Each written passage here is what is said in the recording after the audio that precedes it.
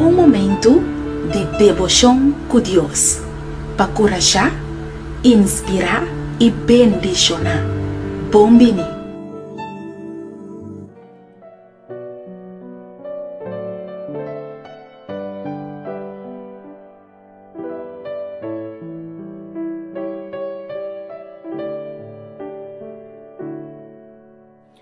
Moro bom dia.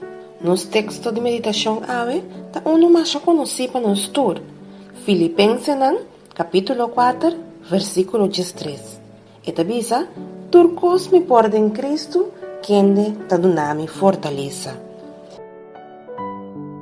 Meu irmão, cubo anuncia debte, não significa cubo tenho que dar debte. Bo por luta, para vira florim. Pero, para vira florim, logo tenho passar momento não difícil de vida. Aceita para crescer espiritualmente e para madurar para por alcançar a meta. Não laga nenhum gente limitado. Não laga nenhum gente assim chiquito, laga sente como não por. Hey, bota ajude rei botende? Bo por, sim, bo por turcos para meio de som que tá donando fortaleza. Tem boa relação com Deus, tem claridade e confia Deus awe, tem escuridade. Deus está contesta cada oração na seu devido tempo e segundo sua santa vontade. Passo Deus aqui que está melhor para mim e que está melhor para você.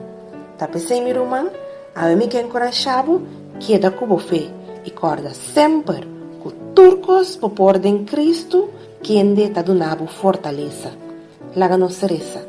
Tata Santo, que vai altura no cielo, bom nome seja glorificado, Tata. Danke, Senhor Deus, de alaga nossa com turcos nos podem bo, passo a toda nos fortaleza. Danke para a fortaleza, danke para a graça, danke para o amor, danke para a misericórdia, Senhor Deus, que ao nos por turcos tempo. Bendicionamos cada grandemente, me te pedir e rogavo, de nome de Cristo Jesus. Amém.